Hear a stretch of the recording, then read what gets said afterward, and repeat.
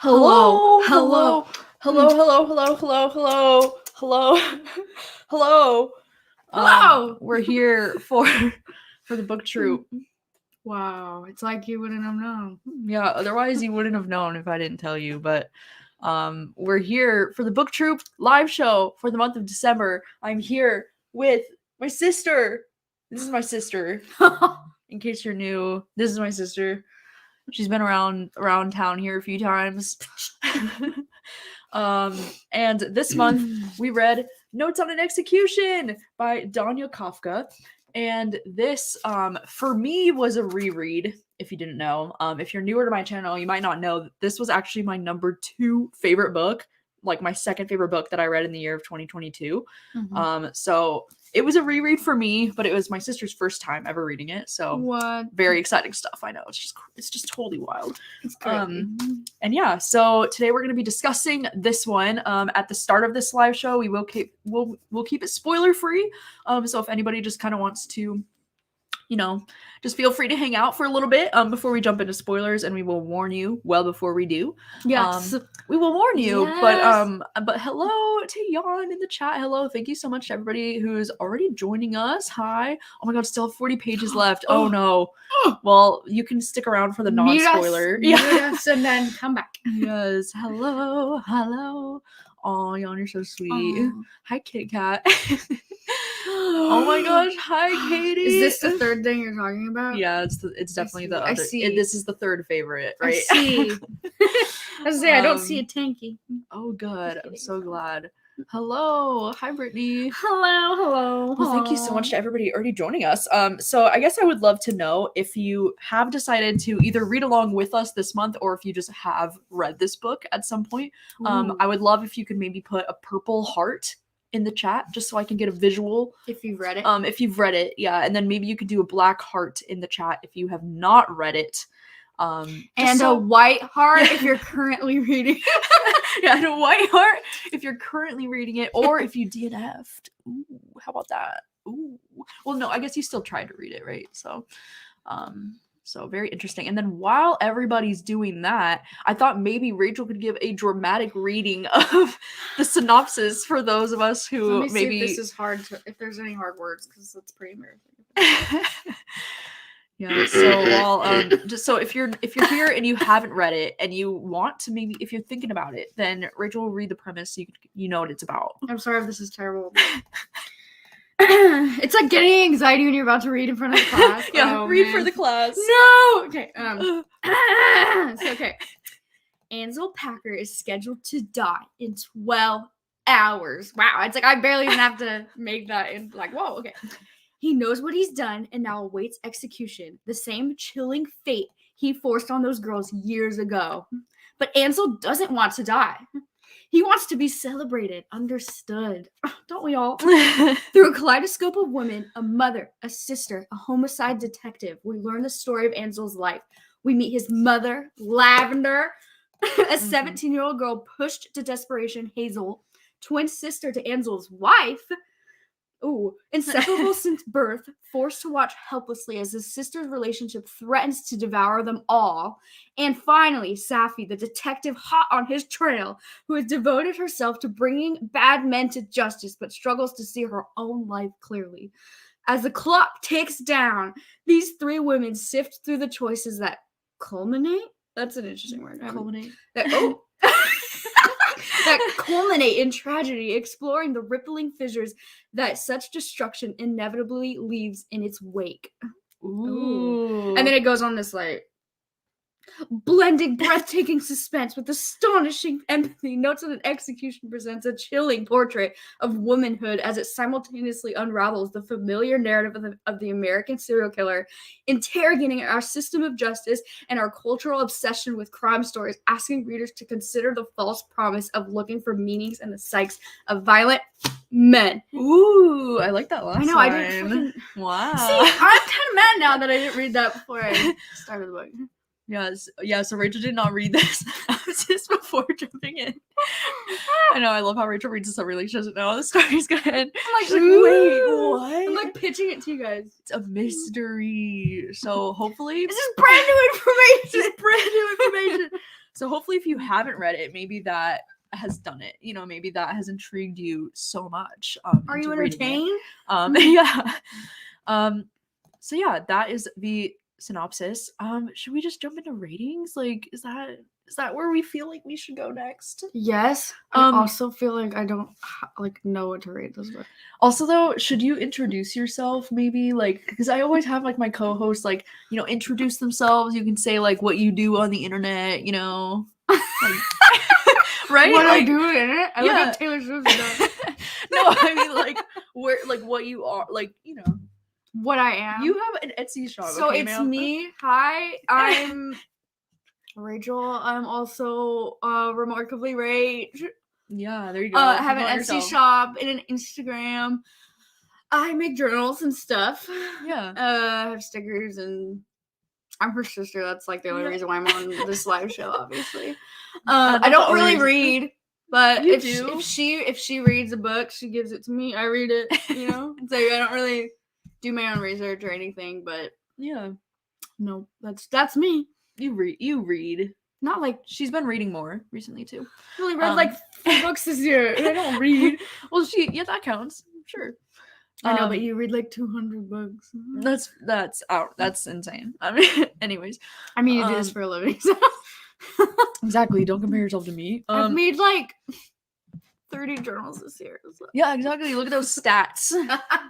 Okay, so I think we'll go ahead and jump into star ratings. If you have, you know, an opinion on this, if you have like a star rating, you can feel free to leave it in the chat while we discuss our ratings. 2 stars. So go ahead. Do you want to start with like? I mean, I know you said you still aren't sure, but like, what are you generally feeling without getting into spoilers? Like, what's your star rating feelings? I feel like I'm like a 3.5. Mm-hmm. That's fine. I am so conflicted. I know I'm so conflicted. It actually like hurts my heart. I'm sure you guys all understand what I'm talking about, but it's like for me, like, are we talking about our ratings? Or are we like what are we doing? Like, oh, okay. I don't know. Like, it's so hard for me to rate this book because as someone that was reading it from like an outside perspective, like if I'm levitating over my body, okay, like I understand that this is like an incredibly good book. Like it's really well crafted. Mm-hmm. The quotes are stunning. Like I think I put in my phone like, ooh, that quote, or ooh, this, like whatever. Like I love this, the way the author writes. Like it's like from a perspective of not in my own brain, I know it's a really good book. Would I recommend it to people? Of course I would. Mm-hmm. So it's like in that sense, like I understand that it's like a 5 level. You know what I mean? Like it's a 5 as a book, and like I understand the hype, and I recommend it to people, and I'm like, yeah, this is like incredible. But as someone that was like, did I enjoy the book, or like was I having a good time reading it, or like whatever? So it's like it's hard for me to rate it because, like I said, I understand that it's a beautiful story and like it's really well executed. But you know what I mean? Like it's hard for me to rate it because my enjoyment wasn't as like, you know, like when I'm reading a Riley Sager book, I'm like, wow, you know, like I'm going through like a whirlwind. It's like a crazy. I don't know. Gabby didn't really pitch it to me, so I kind of was going in thinking it was like this thriller that was gonna have like a bunch of twists. It's an execution and like you find out who he killed and you know, but it's not. It's like a documentary style to me. And if I feel like if I knew that beforehand, maybe I would have liked it a little bit more, or like knew what I was getting into.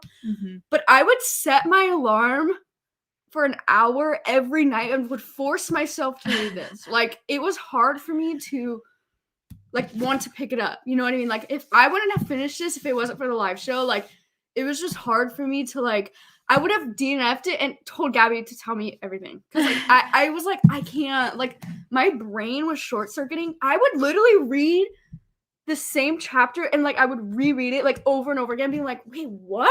Like I was so confused. Like did anybody else have this issue? Like were you confused or am I just stupid? Like, I don't think you're stupid.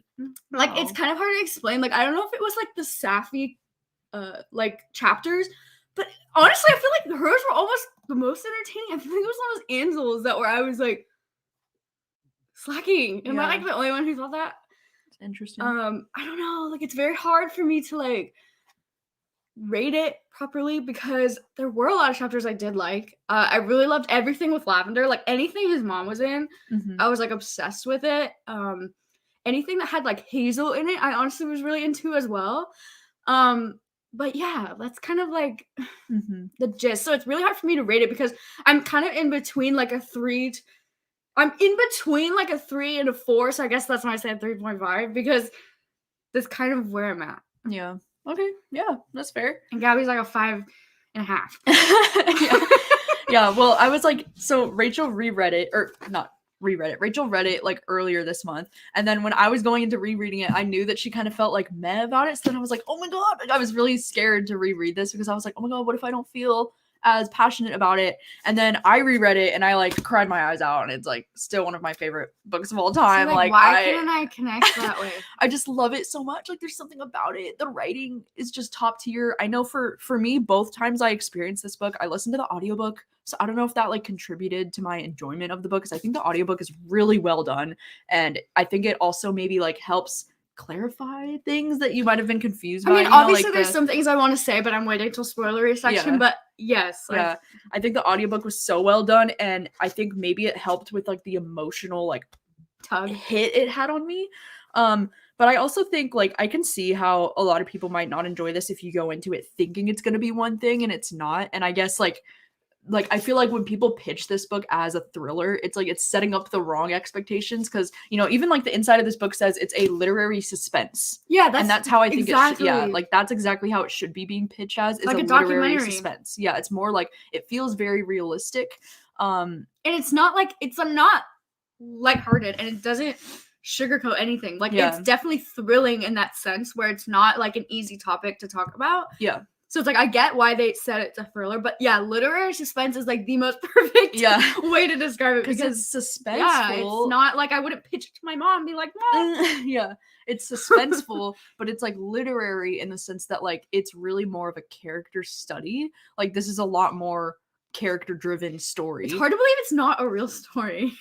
Like, well, that's what I mean. Real. It feels very like realistic and done in a way that feels very real.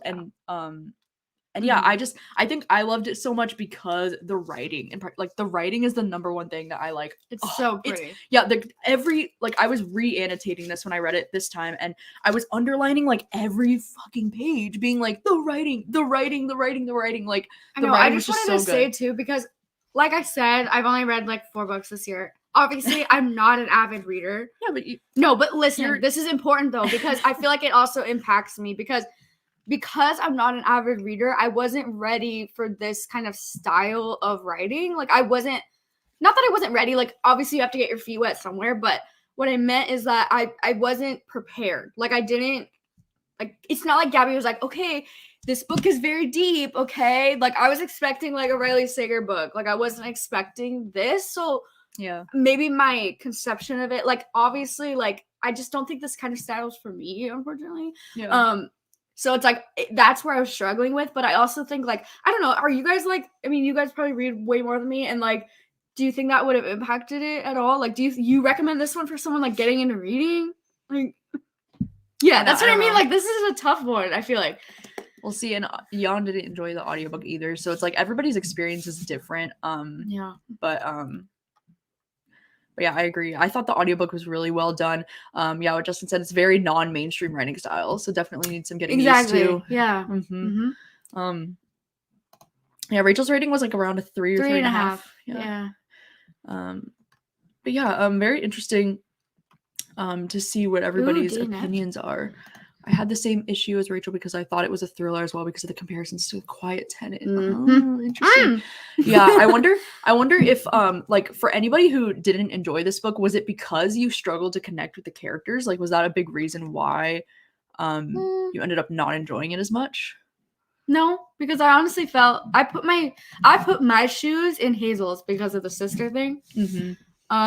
And that, I felt like that should have brought me in. That should have made me cry because, like, obviously, but something about it, like, didn't make me emotionally connect. Mm-hmm. There was a disconnect there.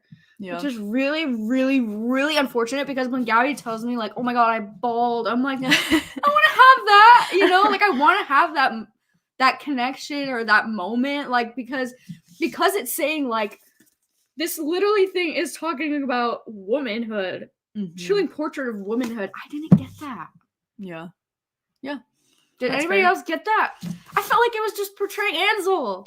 Yeah.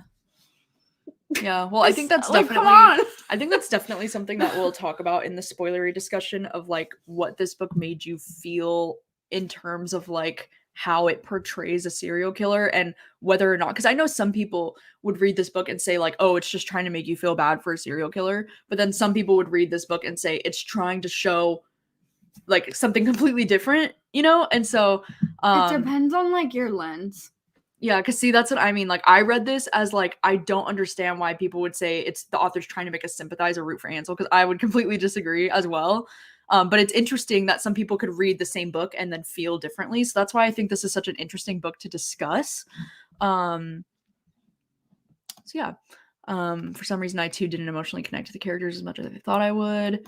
I was prepared for the slower pace based on Gabby's past comments. The slow reveals made the book more interesting to me too. That's good. Yeah. I think is there anything we want to talk about? Yeah, that's what I mean. Spoilers? I guess I should have done my research beforehand on knowing what kind of style this book is because, like, yeah, if I would have known, like, okay, there's gonna be some pretty slow parts. Yeah. I could have like prepared my brain. I think a little bit. Okay, so one more question before we jump into spoilers is what did you find the writing to be confusing in any way with the way that it was written, specifically with like the way that we would be following like Ansel's perspective in the present day? Because like something that is kind of interesting about this book is that we follow from Ansel's point of view in the present day, and then his chapters are written in second person, so it's written like you did this and then you did that, and then So confused. when you go to the next chapter it's like say like Lavender's perspective, which is his mom, and then it's like flashback. So like did you think the writing was confusing in a way? Like was it hard to follow, like, oh, this is Ansel's point of view and then this is the women's, and like did you like the change of perspectives, or would you have preferred for it to like all be a certain way? It's hard for me because like I said, I didn't read this book in like one go, or I didn't read it in like 2 days. Mm-hmm. I read this book 2 weeks across, I think.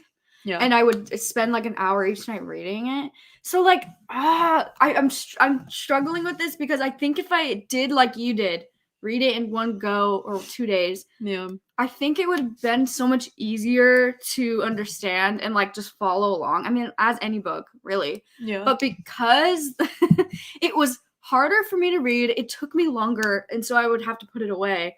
Right. And because of that, I feel like I kind of had a disadvantage because it was just hard for me to follow. And if anything's hard for you to follow, it's hard to get into it. It's hard to get your emotions into it. Yeah, for sure.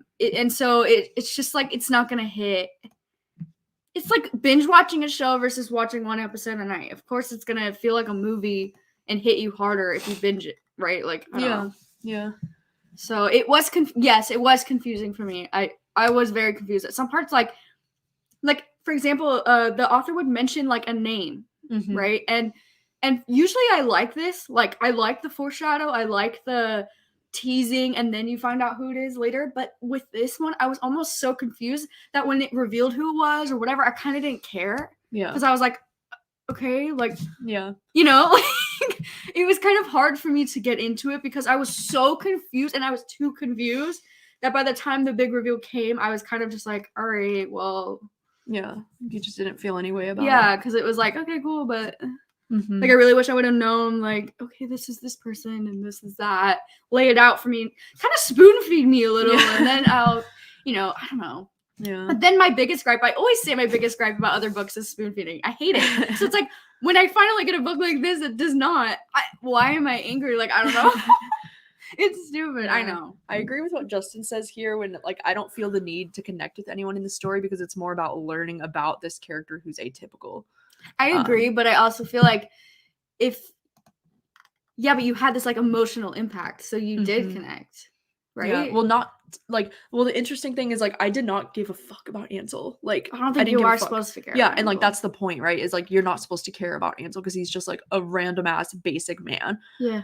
But I think the emotional impact that I had was with all of the other characters in the book. Yeah, but that's what I'm saying. Like that was hard for me, and Mhm. they're saying it's like a womanhood thing, but I feel like there should have been more of an emotional punch with women then if it was that way. Mhm. And I will get into this in the spoilers. There's something I really want Yeah. to say, but I can't. I was gonna say let's just go ahead and jump into it because we've already been at this for 20 minutes. So if you have not yet read the book, we will be jumping into spoilery things from this point on. So if you haven't read it, thank you for joining. I hope maybe this beginning part has helped you decide if it's something that you would want to read or not. But thank you for joining us, and we will be jumping into spoilers from this point on. Let me just put a spoiler thing on the screen while we start this. That's Okay, giant. so go ahead and whatever. Just say what you need to say. Say what you need to say. Okay, so what I was saying, or how I was feeling is, what I told Gabby that I thought was missing was these like interactions that I wanted. I wanted Lavender to meet Ansel. I wanted she killed off Ellis when he was like young and he never met Lavender or his brother. Yeah. And like I feel like I needed some tea. I needed something. I needed like Blue meeting Lavender was one of my favorite chapters. Mm-hmm. And it was like so split second. And also Safi finally revealing she was on his ass. And then he just confessed. And it was so quick. And I was like, wait, like these are the conversations that I have been waiting for, that I've been like, come on, like make him feel like shit. Like grill the fucking shit out of him. Like I just couldn't believe it was that fast. Like it seemed like Safi cared because she actually knew one of the girls that was killed. And it just like it doesn't make sense. Like I know as a detective you're supposed to be professional and like whatever, but like at some point can you just fucking grill this fucking bitch of a man? You know what I mean? Like I wanted that. I needed that like human feeling. Like I felt like this whole book was kind of like it didn't really get into those like gut feelings like I really wanted it to. It kind of just like grazed over, like this happened and then this happened and then this conversation happened, and like you said, it's in second person or whatever, so it's like you did this, I felt like I was so emotionally disconnected that way because I never got into like what did you really want to say, you know what I mean? Like, and I feel like as a book it should do that because this is what I'm reading for, this is like what I want, and like I feel like all this anticipation up to that was like so disappointing. Like I was like, oh my god, like I really, really wanted that. And I was telling Gabby that this is why it's hard for me to rate it, because it's like in real life that doesn't happen sometimes, you know, like you miss them by a week, you miss them by whatever, and like that's just life. And so it's hard for me to rate it because it's like, yeah, in life that doesn't happen, so why am I asking for this? But also as a reader, like this is a book, I want it to be entertaining, like you know, whatever. But I'm so conflicted because I wanted to know more about the girls that got killed. Like, I cared more about them. Like, I felt like the last chapter was just like, oh, and then she was supposed to do this, and she was supposed to do that. And I'm like, the only one we really knew about was Jenny, which was great. And I felt fucking bad for her. Like, her whole life was shit. And, like, her sister, like, that relationship was sad. Like, they felt like she was like jealous of her, and she would like blew up at her at the end, and that was just horrifically sad. And then fucking Lavender, I supported Lavender the entire time. I was like, honestly, what she did was courageous, and a lot of people think that's selfish, but like I applaud her for where she went and like what she did with her life. Like I know it's sad that she left the boys behind, and like I don't know what I do in that situation. Yeah, Lavender was like my heart broke for her as a character because it's like she clearly saw like her husband was like the most toxic, awful person, and like that scene at the beginning of the book where he literally like makes her like fuck him before they go out and like look for their son who's missing in the woods. Like, oh, like his like the husband was don't even get me started. Like, Johnny's a piece of shit. Johnny's like the biggest piece of shit. So like my heart broke for Lavender in a way because it's like she's put in this really awful situation, and like should she have abandoned her children? Probably not. But like and like the only good man in this book was Ellis, who died. Yeah, we don't ever get. I saw how Jan was saying like confused about how the baby died, but also like so I paid attention while I was rereading it because Rachel brought this up to me,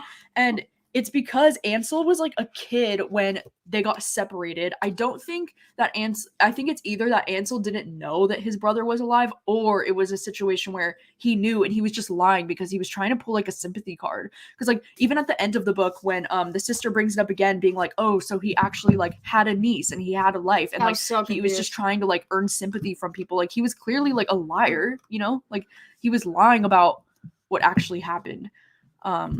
This too. That was so much time took up with a prison escape that never happened. Was expecting a twist with the story just kept.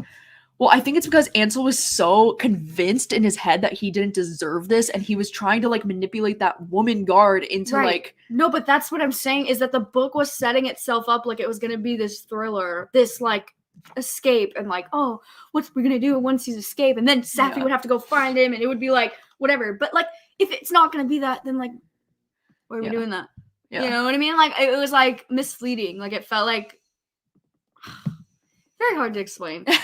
Yeah. Like I don't know. Yeah, Ansel isn't a character we can understand, but he thinks he is. He believes he's relatable and is trying to put us in his shoes, which is part of the horror for me.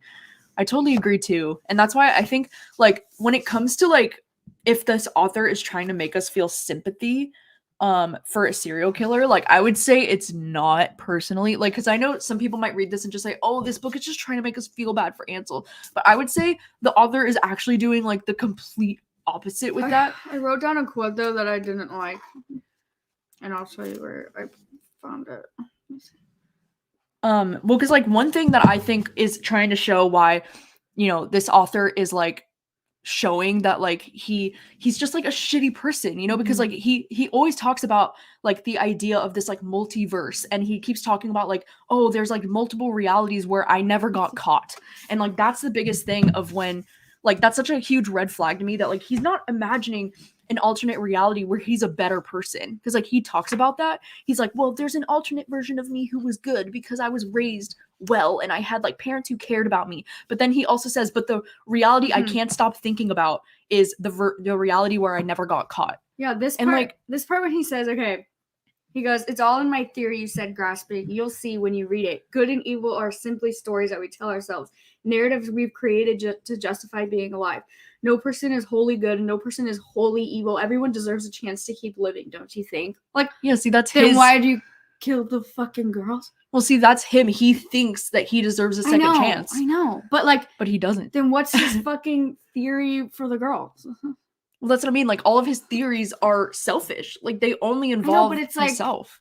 I know. Like, I realize that, but like, I don't enjoy reading it. Like, I'm not having a great time being like, yeah, man. Mm-hmm. Like, I know that we're not, like, she's not trying to highlight the serial killer, but it is. It's not, but it is. You know what I mean? Like, I know that it's not. Well, that's what I mean. It's showing how his perspective is narcissistic and selfish, and how he doesn't actually give a fuck about anybody else. And I think that's what it's trying to show. Like, we shouldn't feel sympathy for killers because they don't care about anybody but themselves. Yes, but that is you being very smart and realizing this. As someone that doesn't read all the time, I'm not reading it like that. I'm reading it like we're praising a serial killer. It's annoying. Does that make sense? Like, yes, you're smart and you see that for what it is. I didn't realize this when I was reading it until you told me this. And when I was reading this, I did not like this. I did not have a good time. I was like pissed. I was like, I don't give a fuck about this man. You know what I mean? Like, I don't care. I don't feel bad for you. You killed these women. I don't care. Like, and so it was like annoying. Like, I was getting irritated. And I know that, like, yeah.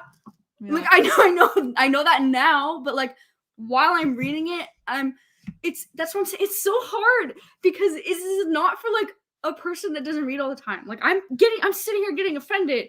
And I know that I'm not. It's fine. I know that you're getting offended. No, but you know what I mean? Like, I know it's not supposed to be that way. And I know maybe the author was trying to make you, like, show you that he's narcissistic. But I don't like being in his head. I didn't enjoy reading these chapters. Like, I know that. Yeah. And that's what makes makes my stomach hurt. Like, I don't like it. Like, is that hard? I don't know. Is that weird? Yeah, but what Jan said too, and then he asked for a second chance when he's being put down. Like, sir, what are those girls getting a second chance? And like, again, that's the point. Like, he thinks that he deserves a second chance. Like, for what? You know, like, these girls will never get a second chance, and that's part of the horror. Like, that's part of what makes him like awful. you know? And I think too, like there's so many moments where this book talks about a multiverse, and it's so interesting to see the different ways that each character like talks about the idea of a multiverse, you know, because when it's in Ansel's point of view, in his perspective, he's so obsessed with the idea of like a reality where he never got caught. And then it's like Safi is talking about a parallel universe where the girls are still alive, you know, like she's more focused on like the reality where the victims were never killed. And then Lavender even has a part where she says, how would the universe look now if she had saved her children instead of herself? Like the way that these characters all talk about like this idea of like a multiverse, and like the idea of like there's an alternate version of you out there somewhere that made different decisions, but the fact that it's trying to show that Ansel is the only one who like is so selfish about it, because Lavender is like, you know, she's putting that guilt on herself, like, well, if I had never left my children, maybe this could have been prevented. And Safi's thinking, well, maybe if we had done something differently, like look at these girls, like they could still be alive, whatever. Ansel's the only one who's like, in another reality, I never got caught. You know, like it's trying to show like this man is so undeserving. Like he literally doesn't give a fuck, and like he's so selfish. And yeah, maybe in another reality he's good, but he doesn't even care about that version of himself. Right. You know, like he doesn't want that version of himself. But you enjoyed it? Yeah. I enjoy the thought-provoking discussions. Like I enjoy like, I don't know, like I love the I just love thinking, I don't know. I think it's really interesting. And Alright, guys. I feel like I'm just like torn because I don't care. Like yeah. I wanted to know more about the girls. I wanted to know. I just find myself. It's hard to like the mind of a killer. Like I understand this topic, and like I understand because even when I read that description just now, it's saying how America portrays serial killers or how we're obsessed with serial killers, whatever. It was just hard. I don't know. Like it was just hard for me to read it and like care about him. Like I understand that we're not supposed to, or she's not even trying to make you care. Like I understand that, but like at the same time, like there are so many chapters with just his perspective. It's hard not to think that way. You know, it's hard not to get my thoughts that way. You know what I mean? Like I don't know. Like it's just like. Yeah. Well, something that I think too, when people try to argue that this is a book that tries to make you feel sympathy for Ansel, I would just read you this quote about how when they're talking about how he's like getting put on, you know, death row or whatever, they said his silence was dumb and disappointing. Ansel was no evil genius. He did not even seem particularly smart. From across the table, the brilliant psychopath she'd hounded all those years looked to Safi like an unremarkable man, aging and apathetic, bloated and dull. A small and boring man who killed because he felt like it. And like it's trying to show like what a fucking loser he is. It says he gets the media, the discourse, the carefully regulated procedure, the long forgetting of his name. Instead, Ansel has been given this noble sacrifice. Like the way that it talks about how it's like we glamorize this event when he's getting put on death row, and like we all get to like watch his death in some kind of like big way. Whereas like the sister says that she wishes that he would just, you know, like rot in a jail cell. And I think that's really interesting, the way it talks about, you know, like the way that we handle executions in our country, and if that's something we should even be doing, because like, is that really getting justice? Like, I think that's like a whole other conversation right there. But then another quote that I wanted to pull is when the sister says, let me see, it says, it says, there are millions of men out there who want to hurt women. People seem to think that Ansel Packer is extraordinary because he actually did. Like, oh, that quote, it just hits. And that's why I think this is so interesting, especially like reading from the sister's perspective, because she mentions too how it's like men kill their ex-wives all the time. So like nobody cares really about the fact that he killed Jenny. And I think that's why it bothers the character Hazel as much as it does, because people are only mad that he like killed these other girls, right? Like because they're like, oh well, men just kill their wives all the time. So like the focus wasn't even on the fact that he killed Jenny, like her sister. You know, like the focus was more on the fact that like he killed these other girls and like he was a serial killer, which I just thought was so interesting, because it's like people are so obsessed with trying to figure out like why he did it, and they're so obsessed with him as a serial killer. But it's like, what about these women? Like this is their story. You know, and like the way that the book ended with the alternate realities of like each one of the victims. Oh my god, dude, that shit hit. I wanted Emotional. more of that. Emotional. And the scene that made me cry too was the scene where you're meeting Blue's character and Blue is being introduced to Lavender, which Blue is Ansel's brother's kid, if you didn't know. And then Lavender is Ansel's mom. And so when Blue like invited Lavender to come out and then she had to like tell her that like your son is a serial killer. Oh my god, that scene was so tough. And I was just like, I was emotional because like, can you imagine being That's a what I mother mean. who like I abandons your wanted more children? of these conversations. Like I didn't. It almost felt like it would have been more interesting if it wasn't even about Ansel's point of view at all. Like, what if we learned everything about Ansel through other people's conversations and stories? That would have been way more interesting to me. Mm-hmm. Yeah. I agree. I think this book is very critical of the sensationalism of true crime. Yeah, that's what I think is like whether or not you agree that it's trying to make us feel sympathetic for a serial killer or not, like I think it's very clear in this book like that it's a conversation about the way that we glamorize or like talk about true crime in society and the way that we glamorize the serial killers instead of the victims. Like I think that's definitely a huge conversation happening in this book, which I think is really important. Yeah, the problem with fixation on serial killers and how it becomes about the killer, not the victims. Exactly. Exactly. There's definitely something to be said for not enjoying having to think too hard while reading. I definitely have books I love and others where I can't be bothered because it doesn't feel worth it. Yeah. I think it's really interesting though. Like I definitely like obviously respect everybody's different opinions on this because I know it's a book that I think it's meant to be kind of like tough and like thought-provoking and interesting. There's this one quote I loved so much. Yeah, exactly. The way that Jenny was just sort of forgotten during the vigil, like heartbreaking. The spotlight on serial killers is what made this book. Yeah. Oh, self-aware. this whole section.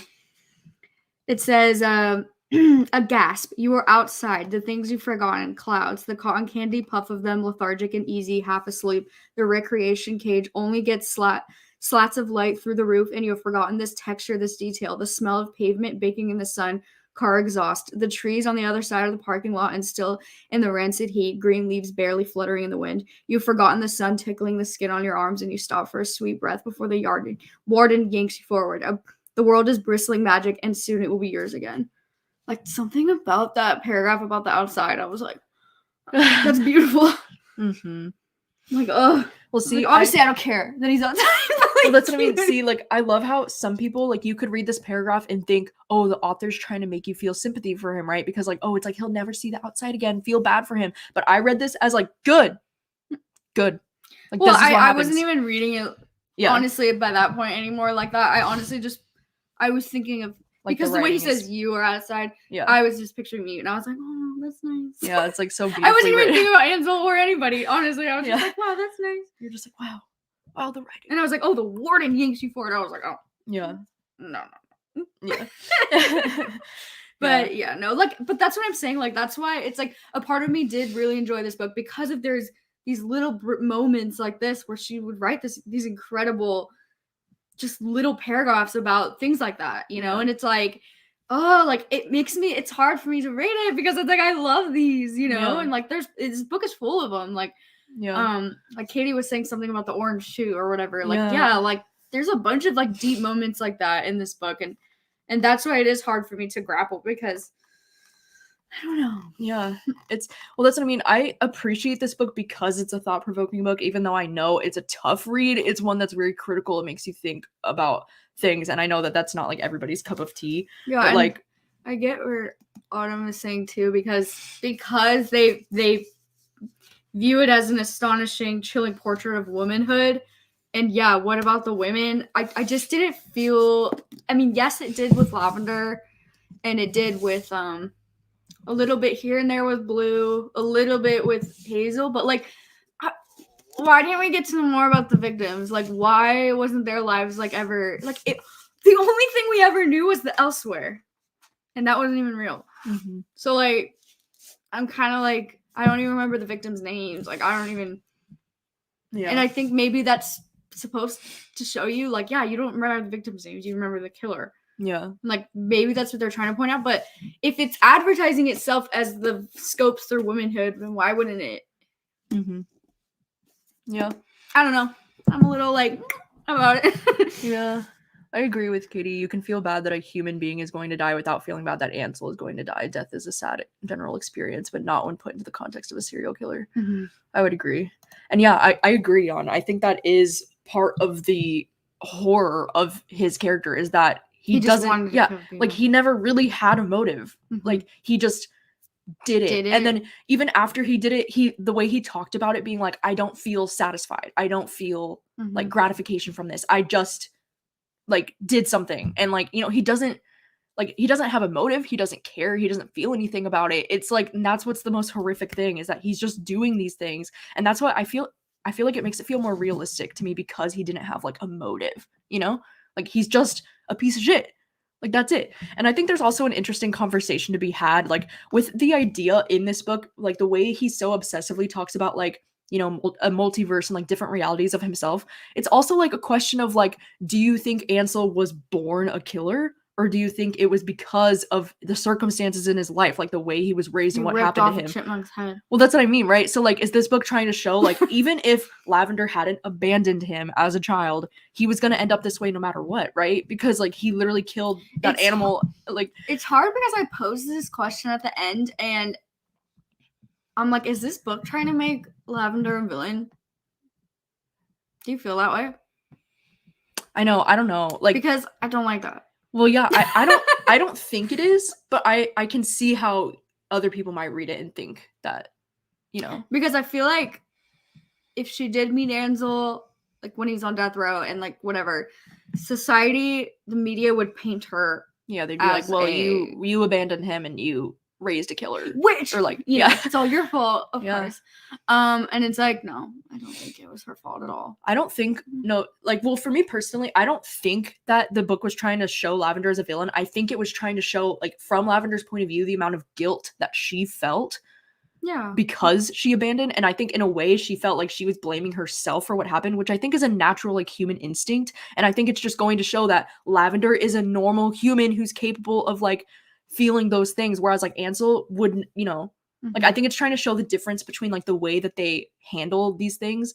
And I think it's, for me, it was trying to show that, like, of course, Lavender would feel guilty over the fact that she abandoned this child and he became, you know, the serial killer that he was. And she thought maybe if she had done something different, she could make a difference. But I don't think the book was trying to, like, paint her as a villain. But I could see how society would try to, like, paint her as a villain, but I don't think the book was necessarily because, like, even like that one quote from Cheryl, like, pissed me off so damn bad. But also, like, I agree, but also pissed me off when she was like, Cheryl was the one who adopted Ellis, and she said, she's like, you left Ansel there? He was just 4 years old. And then she goes, because Ansel was never mine. He was your child. It was like she's placing the blame on her. I was like, damn, okay, like that's rude. But at the same time, like, I get it, I guess, in her scenario. Like, you just want to adopt a baby, but like, what about the 4-year-old? Like, I don't know. It's obviously a sticky situation, but like, I just thought it was kind of rude the way she like just placed the blame on Lavender. I mean, I know it's like technically it is Lavender's fault. Like, I know that, but you know what I mean? Like, it's just, it was kind of like, damn. Well, that's what I mean. I feel like that was giving us a glimpse into like how society is going to treat Lavender based off of this, even though it's not her fault. Yeah. It's not her fault that her kid became a serial killer. Like, she called the services to come and save them from Johnny. Yeah, like, and she did what she could, but yeah, I agree with what Katie said too. Like, I don't believe the book was purposely painting any of the characters as victims or villains. It was giving the reader all the facts and letting us decide how we view them. And that's what I think, for me, I think that's what makes a book so thought-provoking and interesting, when a book can present you with facts and then like not try to like sway you in any direction, you know? Because like I know, like, you know, like I was just saying, some people could read this and think like, oh, the author's trying to make us feel sympathetic, and like, yeah, some people could read it and have that experience, and that's valid. But I personally think a book is so smart and so well written and interesting when it can just present us with this information and just let us decide like, how do we feel about this? That's like, what I mean. Like, it's not the book. I think it's your lens. Yeah, it's like, it's how you view it, how you like get the information, and that's what I think makes things that have happened in your life. If you can relate to some of these characters, like, I don't know, that's a way different scenario. That's a way different, like, holy shit. Yeah, you probably view this book a lot differently than the rest of us. Let me go back to what people were saying up here, because 100% he was a born killer. That's true. That's true as well, yeah. Um yes. That's what I mean. Like he was clearly like something was wrong with him from the start because he was killing animals Yeah, and even. it's like maybe because he was Johnny's kid, Mhm. like genes. Yeah. When people get backstory on the victims, it's easier to blame them, dismiss them because maybe they don't relate to them. But when it's a stranger, they can, oh, that's interesting. That is interesting. Also, how he was always listening to a baby crying in his mind, and then he was like, oh, it's because my brother was still alive. Mm-hmm.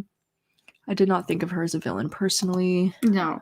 Yeah, that's what I mean. The nature versus nurture is an interesting debate that I think is presented well in this book because I think there's a lot of like internal discussions with Lavender's character being like, what if I could have done something? Mm-hmm. And I feel like that in itself is kind of like a nature versus nurture thing. She was not a villain. She did what she thought she would save her kids and spent her whole life looking for them. Yeah, I get that he was searching for safety from his mother as motive sort of for being a killer, but I think that's what Ansel believes to justify his urge to kill. That's what I mean. Like, do you think Ansel like thinks, oh, it's because I was abandoned and like I had this awful childhood that I need to do these awful things? Like, I don't know. I don't really think he has a motive, like in my mind. Yeah, I don't think so. Okay, well, I guess one of my last questions for you with this was like, how did you feel about the ending of the book? Did you enjoy the ending or did you see it going in another direction that you think could have been more interesting? Or like, I know you did mention how you wanted Ansel and Lavender to meet, which I do think would have been interesting. Like, I didn't need it in the book personally, because I do think it might have loved it because would he have put the blame on her? I know, like, would he have been like, well, like I genuinely want to see, like you said, we don't know his motive, right? Mm-hmm. And I think that would have revealed it if he met Lavender. Like, there's nothing like all these emotions coming up when you finally meet your mom, right? Like, yeah.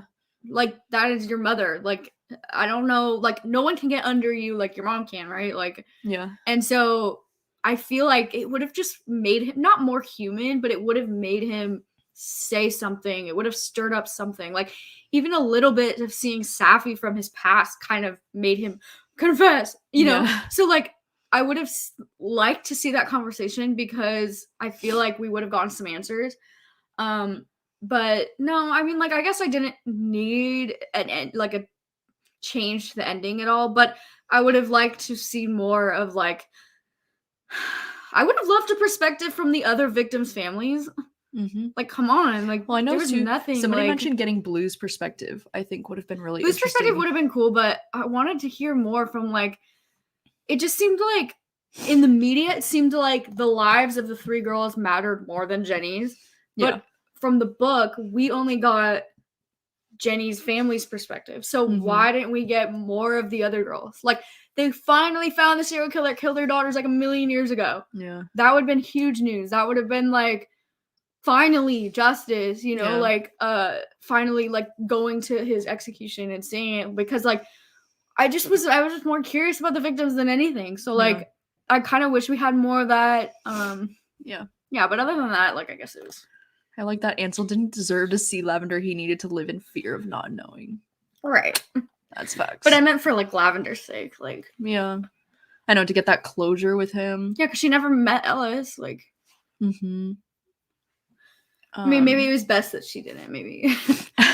The fact that Safi hated Ansel so much because of the guilt she had, that she saw all the signs in him from childhood. Yeah. And the way she said that when she told the girls to stay away, Rachel and Blue to stay away from, and then she felt like that was like her fault. Yeah. I know.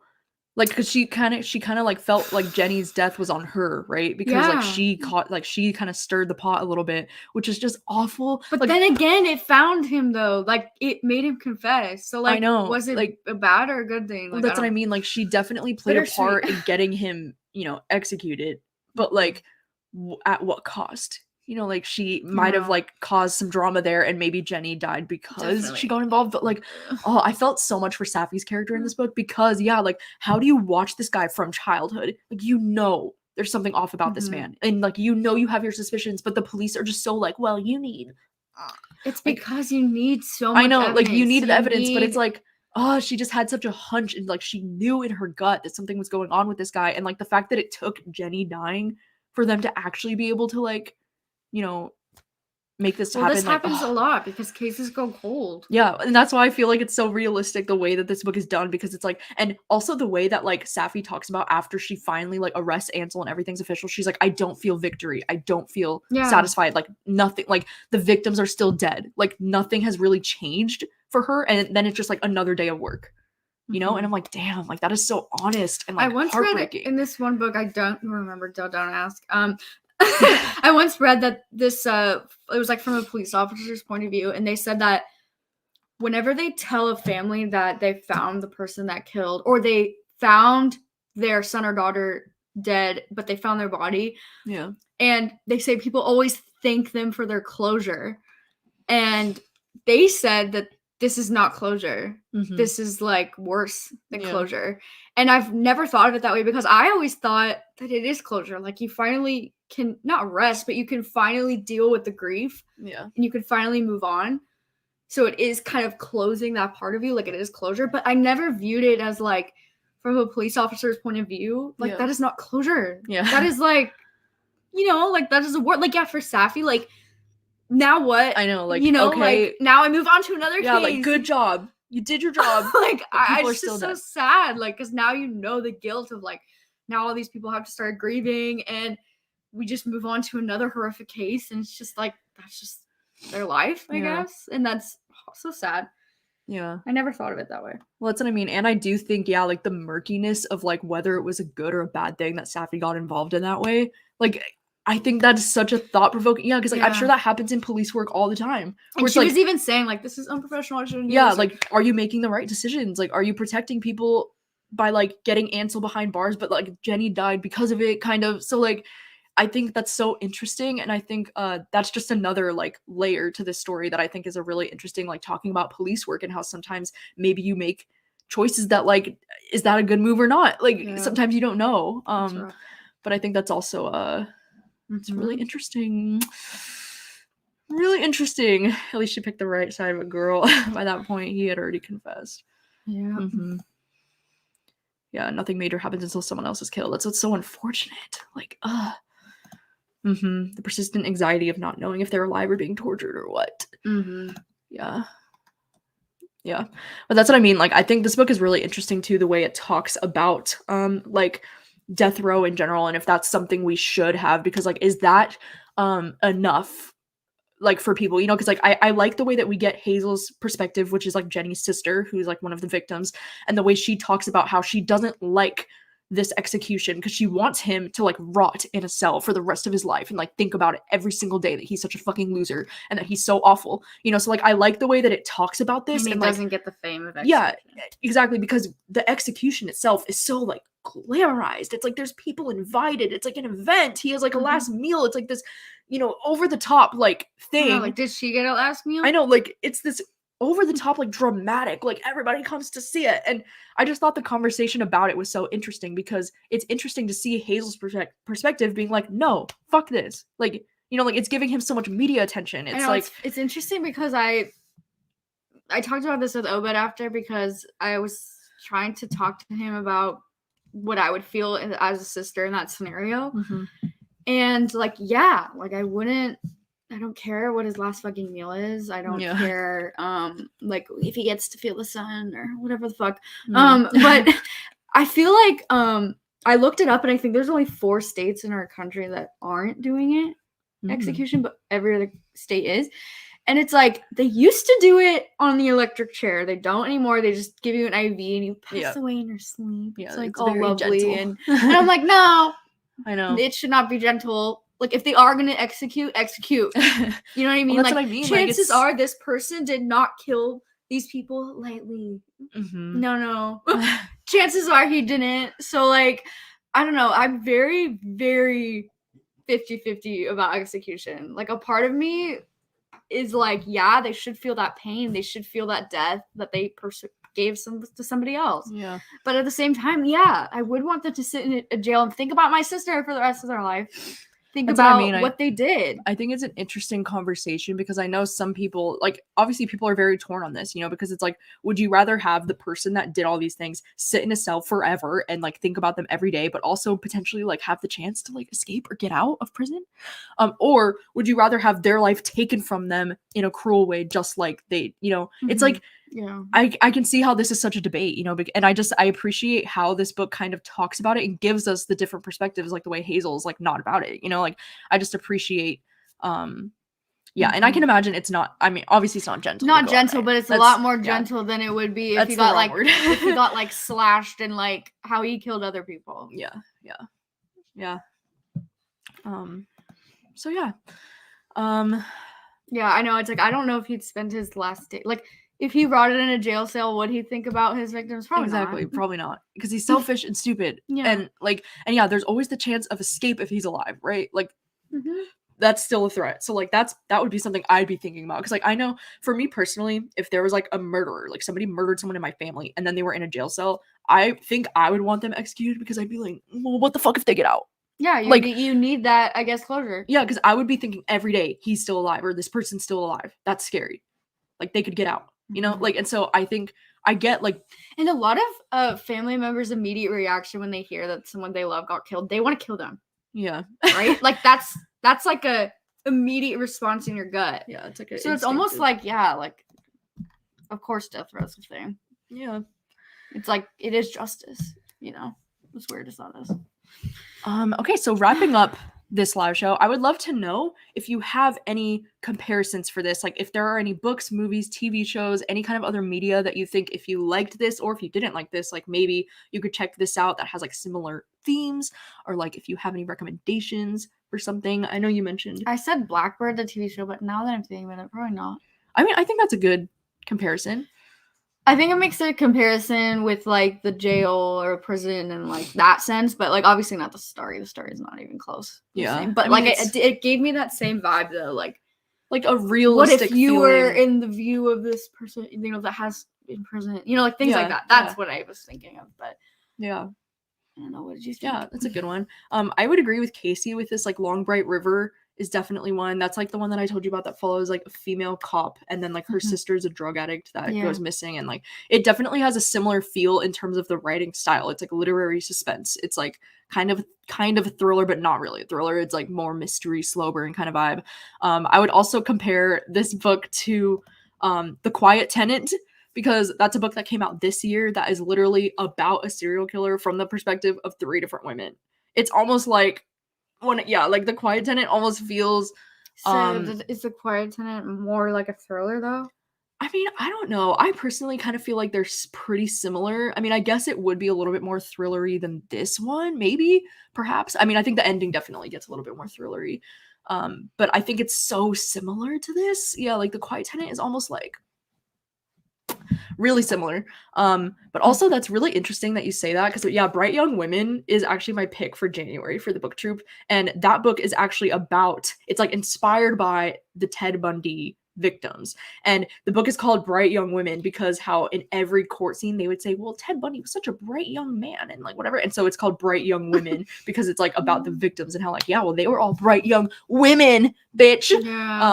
And so I actually like I didn't really think about the fact that I was picking like 2 books back to back that would kind of maybe have similar discussions. So I haven't read Bright Young Women yet, but I can totally see how this would be like a comparable book to this.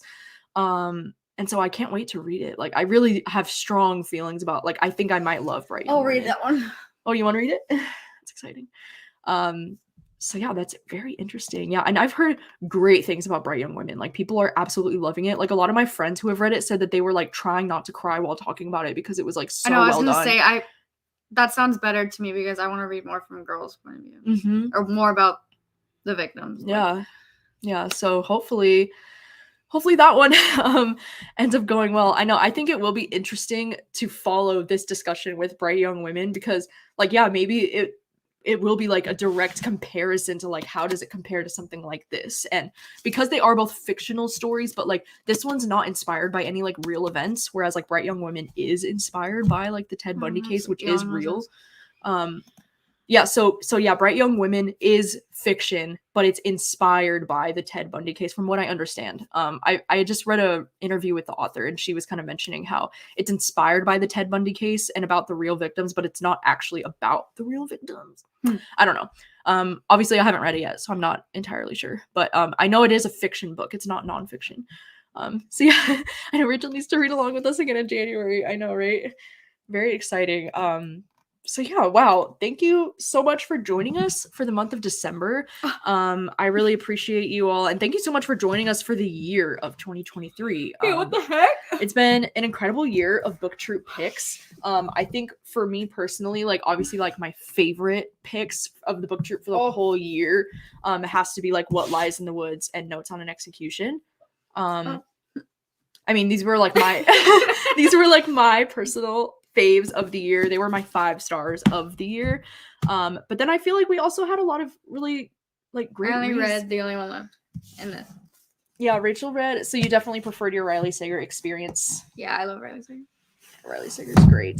I was gonna say I also really enjoyed this year. We had The Last Word and The Only One Left. I feel like these were both really solid and really fun reads. Like they were like high 4 stars for me. You know, so like I'm really glad that Riley Sager is back on a fave. Like he's back on a good streak with me. You know, so like the fact that we had at least 4 out of the 12 were books that I really enjoyed. With Riley Sager, it's like even if you didn't, I guess, like the book, I still enjoy it reading it. Oh yeah, I'm always having a great time. For sure. I just finished Rock Paper Scissors too. Yes. I know Rachel just read Rock Paper Scissors by Alice Feeney, and like, what are your thoughts? Like that's like a 4-star for you, or like? Yeah, like 4.5. Yeah. Like 4.5. Okay, so it's good. That's what I mean. So Rachel's been like reading a little bit more recently. It's very exciting. I think for this year, my least favorite book troop picks were definitely A Twisted Love Story and Midnight is the Darkest Hour. Like I'm so sorry. These were both 1 stars for me personally. They were big misses that I probably would have DNF'd these honestly if they were not for my own book club. So yay for that. And then I also think this year for the book club, we read a lot of, I did really like Nana by Brandon Massey. I feel like this one was around like a 3.5, 4 star. Like it wasn't the worst. It was very interesting. But then the rest of these were all a bit of a disappointment. Like the rest of these here, we have Wonderland, Good Bad Girl, The Stranger Upstairs, The Soulmate, and How to Sell a Haunted House. They were just all right. You know, like they were between a 2 and 3 star, nothing memorable, nothing crazy. So yeah, that's do y'all want more thriller or horror? Yeah, I know. I was asking, I was talking about this with Rachel. I was like, maybe I should ask for next year's book troop if we should do like more thriller picks or more horror picks. It's just something I'm trying to figure out because this year I think we only had 2 real like horror picks because we had Nana that was horror and then we had How to Sell a Haunted House that was horror, but I feel like everything else is like more like mystery thriller, and then this is more like literary suspense. You know, like not exactly a thriller. Not exactly a thriller. So yeah. So I was just kind of curious. I'm so glad How to Sell a Haunted House was your favorite. Yeah, Nana was fun. It was like over the top, but like very fun. Had a lot of high highs and a lot of low lows at the book club. Yeah, I agree. So yeah, but I just wanted to say thank you so much for being a part of this book club this year. It literally means the world to me. It's so much fun. I love getting to, come on here once a month and talk about the thriller and the horror and the things with you. I think it's so much fun, and I hope we can continue this into next year. And hopefully we can have my sister on again next summer for the new Riley Sager. I usually like have my sister and my mom on for that. It's kind of a tradition at this point. And who's going to Italy? Yeah, like Italy could be a potential thing that'll be happening in October next year. The Italy trip. Rachel will be going. My mom will be going. It's gonna be a whole thing. I'll have to put the link in the description for the Trova trip link if you want to join us, if you want to travel with us next year. I agree on, oh my god, the fact that I had my first 5-star for the book trip this year with What Lies in the Woods, like holy shit. That's amazing. It's amazing. Like the curse has been broken for my own book club, so that is very exciting. But yeah, anyways, Merry Christmas to everybody who's celebrating this weekend. I hope you all have a lovely holiday season. Christmas. I hope you all have an amazing holiday season, and thank you so much for joining us today. We're gonna head out, and I'll see you probably in the new year with the live stream on YouTube. So see you later. Bye.